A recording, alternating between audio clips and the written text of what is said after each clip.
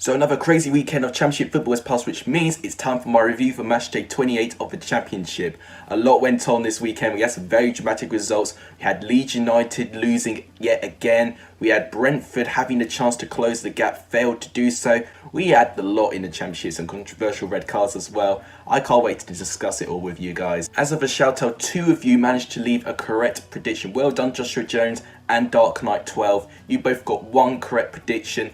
I got 1 correct prediction as well. Mine was the Birmingham and Cardiff game, which ended as a 1-1 draw. In terms of a channel I'm going to shout out, I really don't know what to do here because it's a tie. What I'm going to do, I'm going to leave both of your channels in the eye icon up there so that everyone watching can check out both of your channels. That's how I'm going to do it. You're also in the Let's Hall of Fame, and I've changed the structure a little bit. What I've done here, the left side are all the members in the Let's Hall of Fame, but on the right side it tells you how many times you've got a score prediction correct. So I've almost based it around a Hall of Fame / leaderboard to add a little bit of competitiveness in this. So hopefully this will be a really good system for you guys. If you guys liked what you see and you want to see more, please make sure you do give this video a like. It's massively appreciated. Subscribe to the channel if you haven't done already, or if you're new around here, all of that would be fantastically appreciated.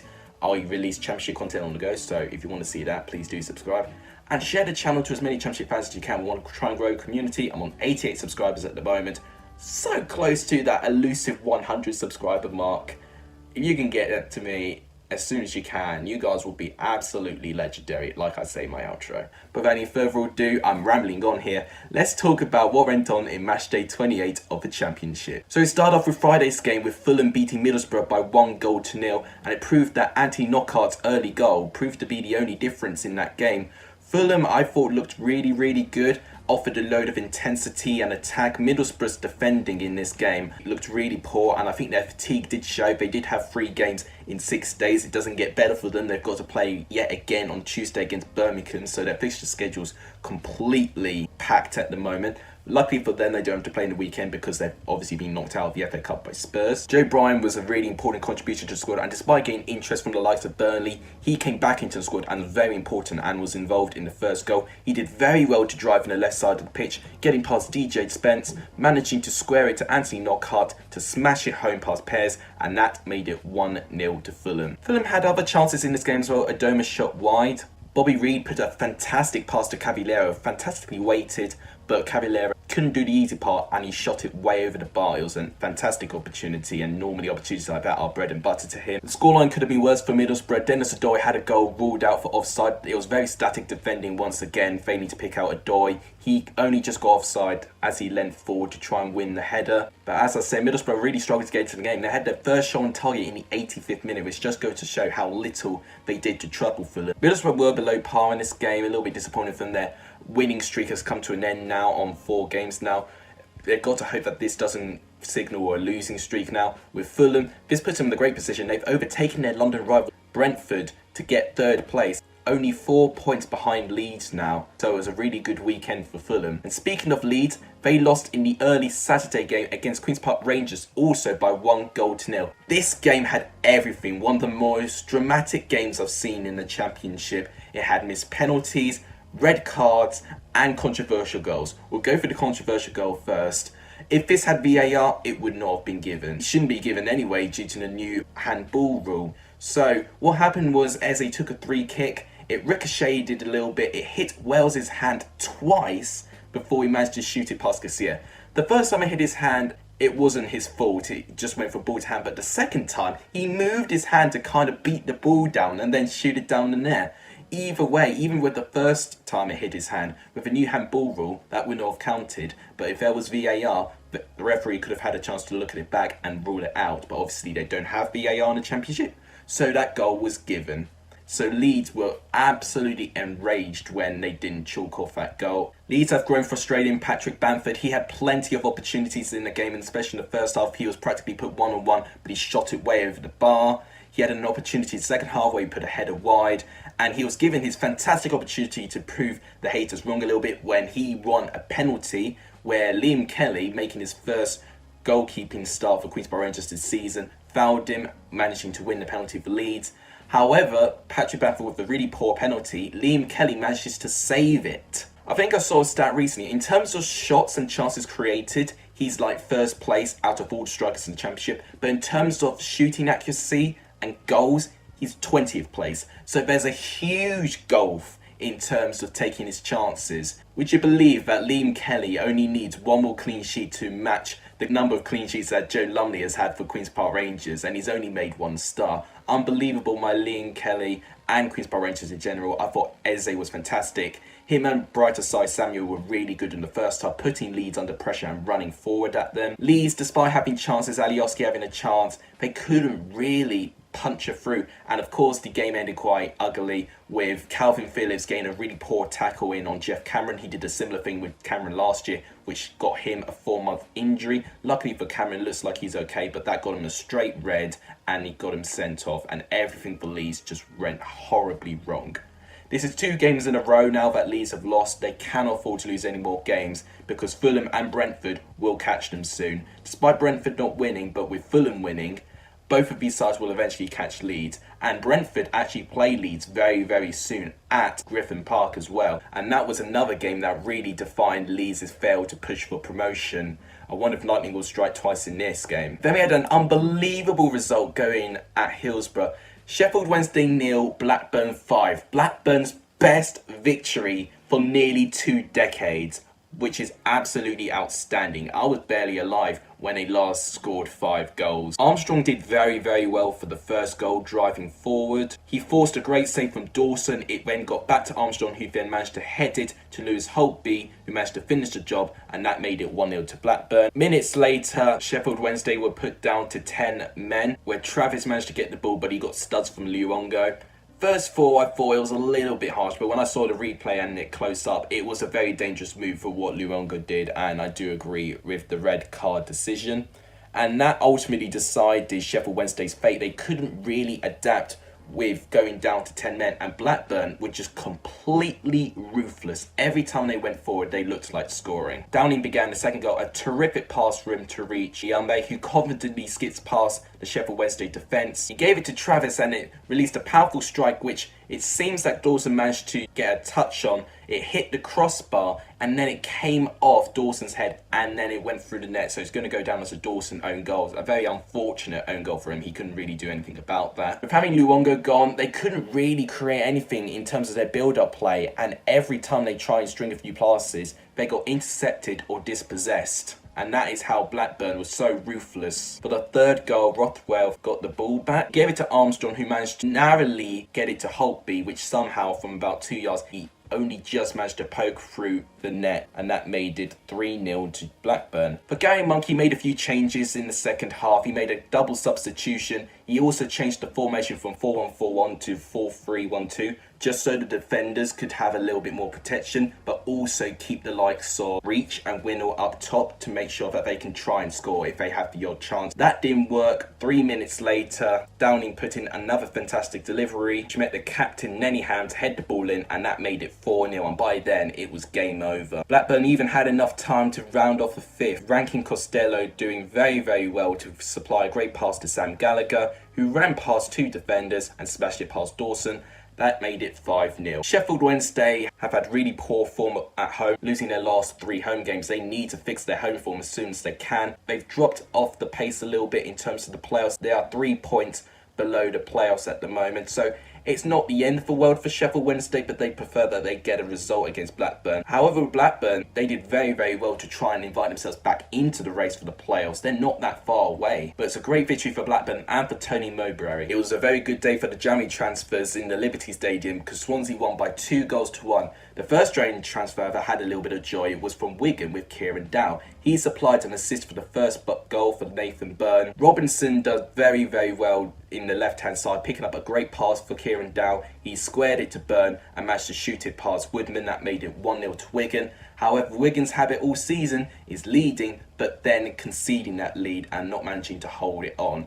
And that's exactly how Swansea punished them for it. Norton started the play. He then gave it to Selina. He then supplied it to Conor Gallagher, that was making his first start in a Swansea shirt. He got an assist for Ryan Brewster, who timed his run perfectly and managed to do very well to slot it past Marshall. It was a fantastic team goal, and with the January transfers linking up this well already, I could see Swansea looking very, very good in the second half of the season. Wigan did have a few chances, but they weren't clear cut, and Swansea overall, with the better quality, managed to squeeze in a victory. Berset did very well in this game. Legit, he did fantastically well in this game. He drove through the whole midfield, and any time Swansea had an opportunity, Selena was involved or the provider for it. And he was the provider for the second goal, managing to give it to Andre Ayew, who did very well with a touch of class with a backheel flick to manage to make it 2-1 to Swansea. For Swansea, this strengthens their playoff hopes. They've now got the last playoff place as well, and not losing their last 4 games. They're in a quite good run of form at the moment. With Wigan, I think this was an opportunity missed. They did go ahead again, but have lost points as well. They need to somehow find a way that they can get the lead but then keep it, because that's going to ultimately what's going to cost them their place in the Championship if this carries on. So if you thought I was far off with Sheffield Wednesday and Blackburn, listen to this. I'm going to go for quite a high scoring and a very convincing 4-0 away victory. Not a nice scoreline for Huddersfield fans' perspective, but that's just how I feel. BMW right in front are on fire. Everyone's confident. Jensen's playing well. Jansen's good defensively. Raya's doing very well in goal. The whole team right now is probably the most complete squad I've seen in the Championship right now. And I can't see anything stopping it as of now. So that's why I'm going to go with a very convincing 4-0 away victory, but who knows, that could seriously backfire on me with Huddersfield getting a shock win. But he did do that last time. Well, I was wrong about this game, wasn't I? This game ended as a 0-0 draw. I could only apologise to Huddersfield fans if there were any Huddersfield fans watching that video. I didn't have a lot of hope for you. I thought BMW and Brentford were going to be ruthless, but to be fair, you did fantastically well to keep them at bay and actually almost be the side more likely to score. In the first half, it was very, very flat. Not many opportunities came about. Mbumio and Watkins both had opportunities, but they're pretty tame and went straight at Grabber in goal. Huddersfield came the closest to going ahead in the second half. Chalobah did very, very well in the midfield to pick out Smith Rowe, obviously making his first start as a January transfer signing from Arsenal. He drove forward from the right and kind of did a sliding pass. I don't know what he did or what movement it did, but it was very, very good. And then it found Grant with so much space and with enough running speed to simply smash it past Raya, but he hit it over the bar. It was a fantastic opportunity lost for Huddersfield Town, and if they went 1-0 up, I actually think they would have stayed that way because Brentford uncharacteristically flat and very poor. Brentford did have a chance with De Silva hitting the post near the end of the game, but apart from that, there was practically nothing from this game. Brentford wouldn't care too much. They're still pretty strong in their playoff hopes. With Huddersfield, they'd hope they got more, but overall, it shouldn't bother any of these side seasons. Sorry about how dark the video got. I've changed the lighting. Hopefully this will be better for you now. But now we've got Millwall beating Reading by 2-0. It was Millwall at their best. They did very well to restrict Reading playing the way that they have been in the past 8 games, being unbeaten. They really stifled them, and actually I think Reading really were quite self-struck of how good Millwall were. Millwall were bossing pretty much the whole game. There wasn't much goal-mouth action in the first half. It was the second half when the game kind of went back to life, when Millwall scored first. A little bit controversial how it came about. It seemed that Mahoney handled the ball in the lead up of the goal and the referee waved it on. Clearly he thought it was ball to hand. He did very well. He kept the ball for quite some time and drove into the penalty box. He gave it to Jed Wallace. He then did a fantastic cross, briefly meeting Cooper, but Matt Smith was in the right place at the right time to score, and that made it 1-0. Reading powered forward for an equaliser. Mete, Kuskas when he was subbed on, and Ejaria all powered forward to try and force Millwall back, but they were really good, Millwall, at intercepting their passes and really pressing Reading's players very, very well. And then they managed to win a counter-attack, and Jed Wallace led that counter-attack. He gave it to former Reading player John Daddy Bodvarsson to finish it off, and that made it 2-0 to Millwall. This victory was marked by alleged homophobic chanting by the Millwall crowd. Really unacceptable and just silly and embarrassing if true, but it was a great performance by Millwall. Unfortunately, it's probably going to see them in a bad light in the end of it by just a couple of silly individuals. As with Reading, their long unbeaten run has come to an end now. Likewise with Middlesbrough, it'll be interesting to see how they respond. They cannot afford a rock to now form and then they drop back down again, because Recently, both of these sides were really pushing themselves away from the relegation scrap, and knowing how long this championship season is and how unpredictable it is, they could easily get back into that scrap if they have a couple of really bad games. And then we had Preston beating Charlton by 2-1. It was a good day for the players playing against their former clubs. Andre Green being the first for Charlton, who put Charlton had fantastic energy down the left by Alfie Doherty. He managed to square the ball to Andre Green, who managed to tap it in the net from 2 yards. Andre Green would have been the least welcome person back at Deepdale for the first 20 minutes, especially by the way he celebrated as well. His legacy kind of helped a little bit when Josh Harrop managed to equalise things for Preston. There was a brilliant one-touch play between Harrop and Darnell Fisher in the lead-up of the goal. Harrop, just outside the penalty box, shot an absolute rocket, nestling in the top left corner of the goal. It was absolutely sublime. He scored a wonder goal last week against Blackburn, and he's done it again against Charlton. He's on absolute fire this month, Josh Harrop. And it just goes to show, I think he needs to get more starts for Preston. What I really like about Josh Harrop, he makes things happen, and he also made the second goal happen in the second half, delivered a fantastic corner, met the head of Patrick Bauer, former Charlton player, to get a header, and he scored, and that made it 2-1 to Preston. This was a much needed victory for Preston, who'd shown in all competitions they were struggling at home. They lost 3 home games in a row in all competitions, so they needed this win more than anything, especially to keep their playoff hopes alive. They're now 2 points outside the playoffs. They've got to make sure that they improve their away record and show that same intensity. It was a bit slack how they got behind. Andre Green already scoring as many goals as he did for Preston, only having 2 games as Charlton player. I think he can kick off to do great things with Charlton. But as with Charlton, it was a little bit poor how they tested for an equaliser in the second half. Declan Rudd didn't need to do too much. It was a very important victory to Preston, a very close game, and Josh Harrop being the hero for Preston once again. I've only had the score prediction I got correctly. Birmingham 1, Cardiff 1.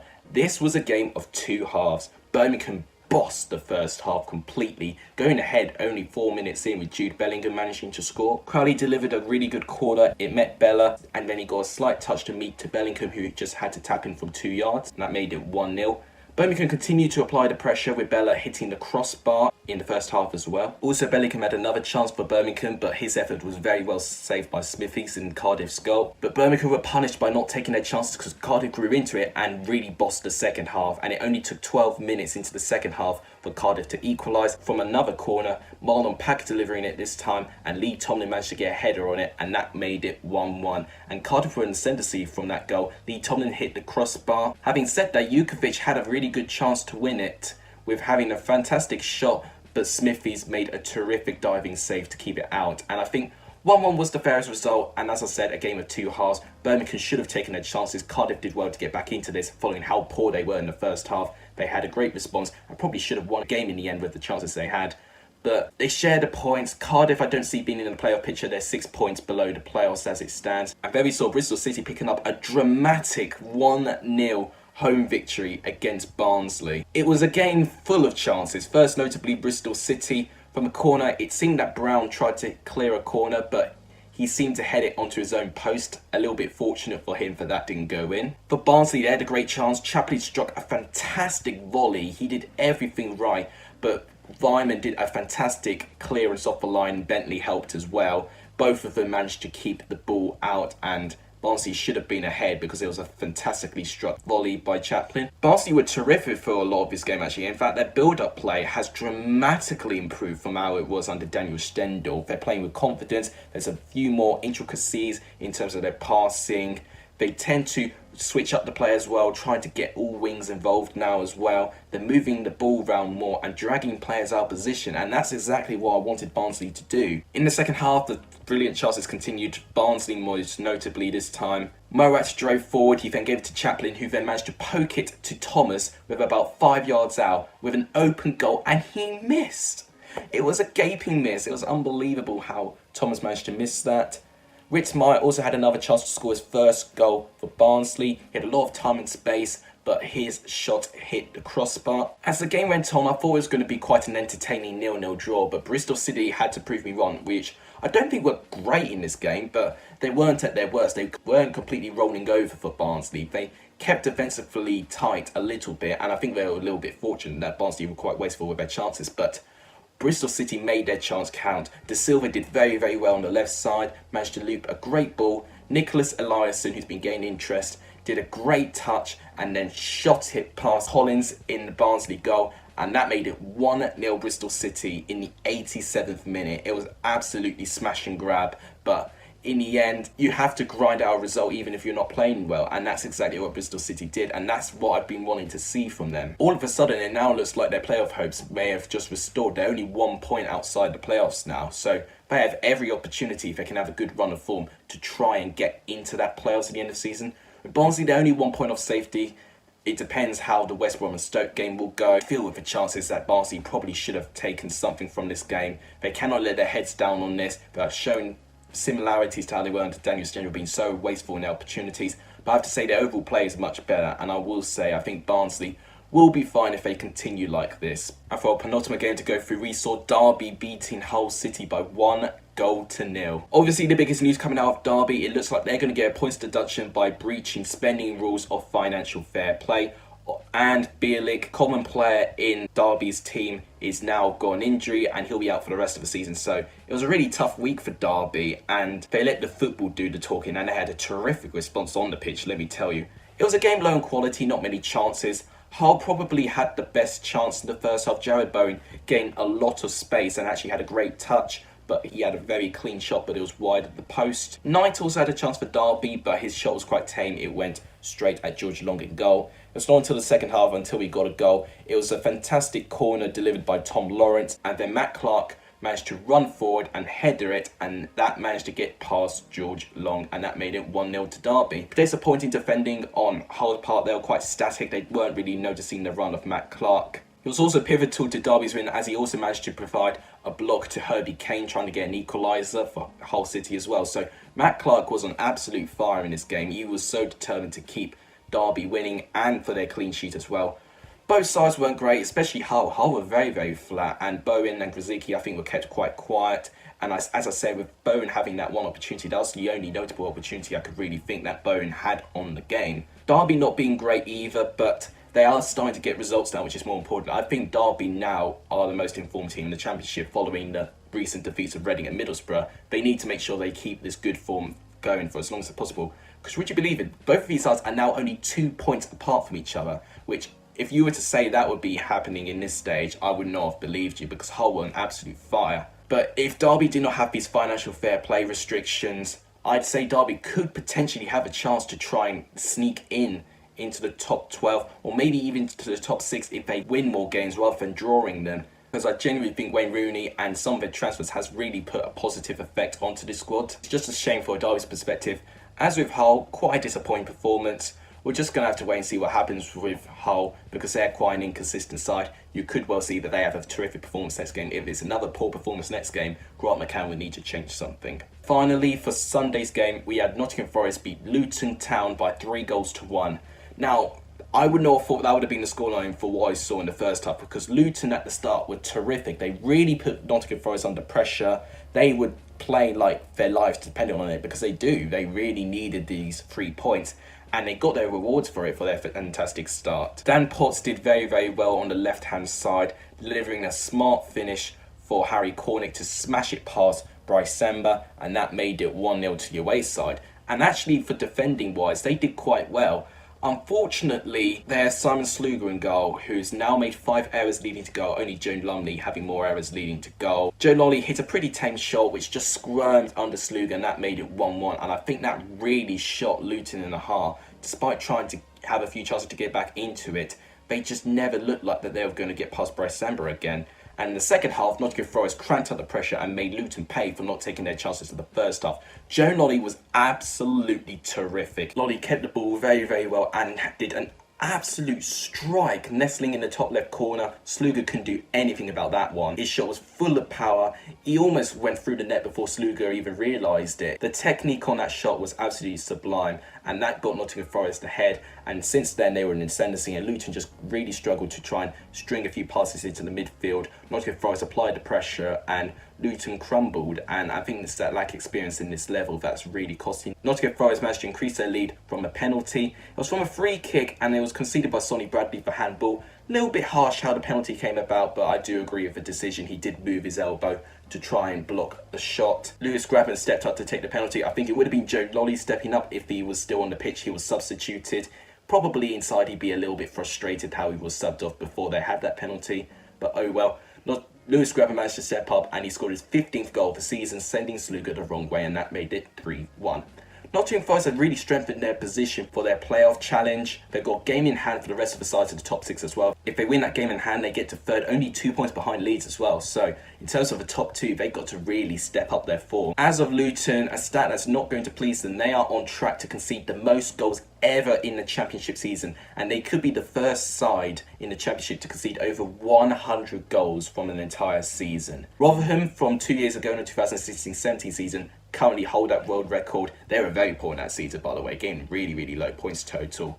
They currently hold the world record. I think it's 93 points they've got or something. As it stands, Luton could even overtake that and worse off, get over 100. They've already conceded 61 goals in 28 games, and with over 18 games left, it's going to be a very long season for Luton Town. So that wraps it up. Here is how the table currently looks after match day 28. Now I'm going to go through my predictions for the midweek games. So we don't have many midweek games to go through. Starting with Barnsley and Preston, I think this will be quite close. I'm going to say it's going to be a 1-1 draw. Preston not having a good away record, but I think Barnsley could be quite wasteful. Middlesbrough and Birmingham's interesting, definitely. I'm going to say Middlesbrough get a 2-1 home victory. They'll probably just edge this one. Nottingham Forest and Reading, obviously this is the one game that Reading have in hand from everyone. This was postponed after Nottingham Forest had a waterlogged pitch at the game. I'm going to say Reading get a surprise 2-1 victory. I don't know why. I can see Nottingham Forest throw this one away. They're actually in quite good form, Nottingham Forest, but I can see this being a typical championship game and just throwing form out the window and the away side just gaining a surprise victory. So I'm predicting it's this game. I'm going to say 2-1 Reading. There was obviously a dramatic game already, so I'm already going to predict it will be another dramatic game between these two sides. Charlton and Fulham. London derby. I'm going to say a 2-2 draw. I think both sides will be keen to try and get all 3 points. I think there'll be plenty of goals scored. We also have one championship game on Saturday, Stoke versus Swansea. However, I'm going to predict that when I do my FA Cup round 4 predictions, which will be released next Friday. But that goes through the whole championship. Goal of the weekend for me, I think, will be Josh Harrop for Preston. He scored a wonder goal last week. He was very unlucky to miss out because we had so many wonder goals last week. But I think he deserves his recognition this week. My goal of the weekend is going to Josh Harrop. Result of the weekend, I think there's only one winner. Sheffield Wednesday 0, Blackburn 5. Unbelievable result for Blackburn. Their best away victory, or their best victory at all, for nearly 2 decades. So I clearly need to give them recognition. I'm going to say Sheffield Wednesday 0, Blackburn 5, most result of the weekend. Player of the weekend. This is interesting. There's quite a few nominations for this. I've got Bersan Salina in mind. I've got Josh Harrop in mind. I've got Andre Ayew in mind. I've got so many players in mind that I could give his reward to. However, I'm probably going to tip Joe Lolly to be my player of the weekend. When he scored his 2 goals, he honestly, with the confidence, he was turning people over. He turned Collins for good at one bit when he did a little crossover. He was full of confidence, and some of the stuff he was doing was just ridiculous. I'm going to give my player of the weekend to Joe Lolly.